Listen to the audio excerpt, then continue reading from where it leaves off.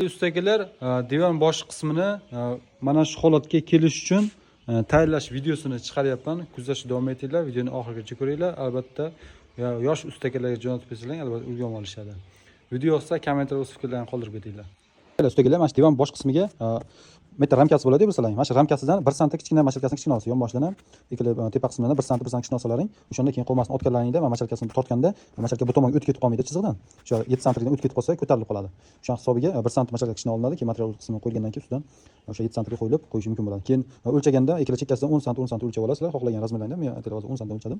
Menga shu ma'qul keldi. Bu ichki qismlariga mana shu holatda chizib olsalaring, keyin o'shanda to'g'ri kelaveradi, chiroyli shaxmat ko'rinishda keladi. Demak, kuzatishda davom etinglar. Ular videomiz ozgina cho'zilib qolishi mumkin. Shuni hisobiga mana bunday Akfixda nimasi bor, pislatiga nima deydi, qurtilgandan olasizlar, taydan teshib turib, bitta bo'lgi 5 xil bo'lgiga qatib olasizlar, juda ham oson bo'ladi. Keyin buni nazorat holatda teshib olamiz mana shu.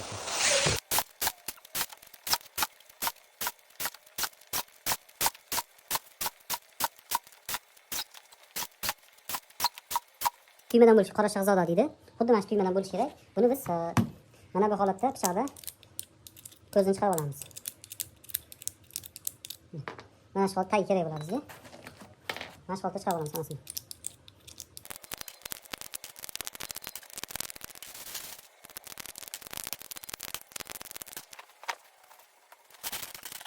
Bizga kerak mana shu.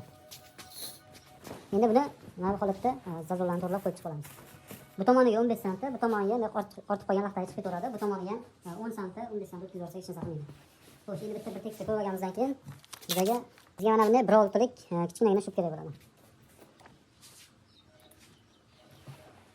Xo'sh, buni qilishdan oldin choklarni to'g'rilab olgandan keyin birma-bir mashqdan boshlaymiz. Olsa bu tomondan, olsa bu tomondan, men mana shu tomondan boshlashga qaror qildim.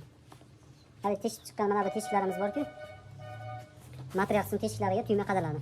O'shanda choki, guli to'g'ri keladi. Mana shu holatda boshlaymiz.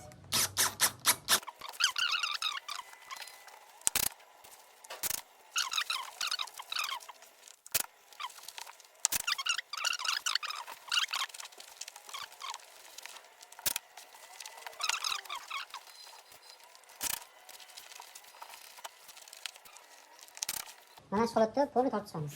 O'rtasi. Birinchi o'rtasini tortamiz. Qaysi biri yaqin kelsa, o'sha tomonni bir-birini tortib ketaveradi.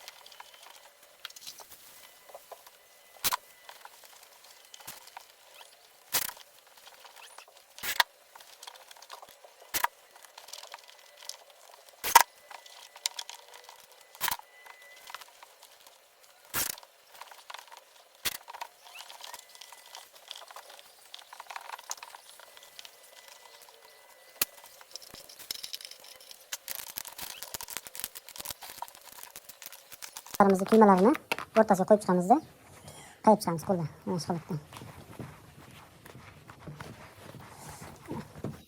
Ko'rishingizdan keyin kiyimlari joy-joyiga qaytdi.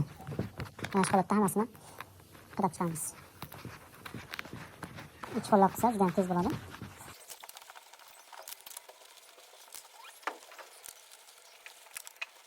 Xo'sh, ustakilar, mana divanning bosh qismimiz ham tayyor.